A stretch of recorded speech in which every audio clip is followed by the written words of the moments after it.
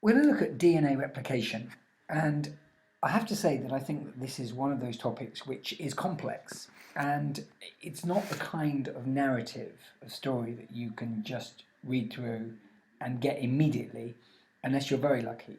And so my first message would really be that I wouldn't expect you to pick this up straight away, and it's going to take some working through.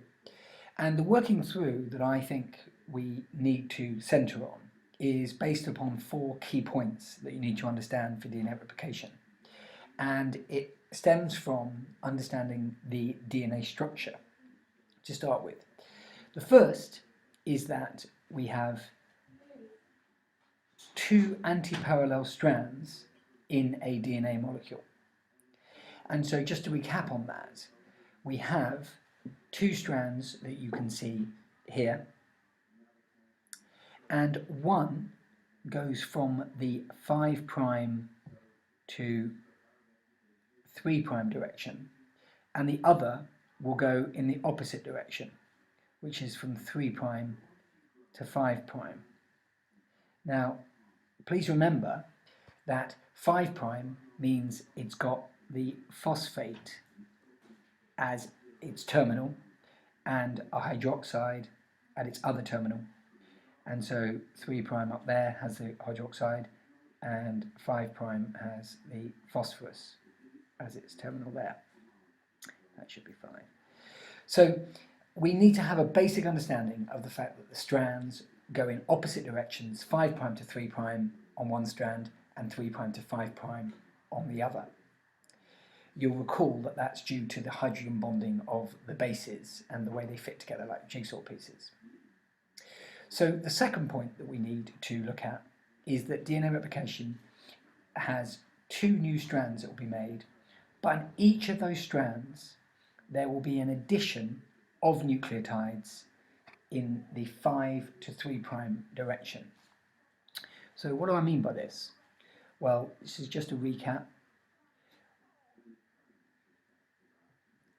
We have our nucleotides, which are our basic phosphate and sugar and base, and this is carbon 5, and this is carbon 1, 2, 3. And any new nucleotides are going to be added at this 3 position here, which is going to be a phosphate of the next nucleotide. And so can you see that the 5' end here is the top, and we are adding nucleotides in the 5' to the 3' direction. So each nucleotide will be added here, which is going towards the 3', and then here, which is going towards the 3'.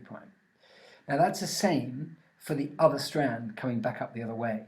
So both strands will have nucleotides added in the 5' to 3' direction. And that's crucial to understand because it explains why one strand is a little complex in its formation and the other is not, which we'll come on to in a second. So leading on from that, excuse the pun, leading on, we have one strand which is a leading strand in which there is continuous replication.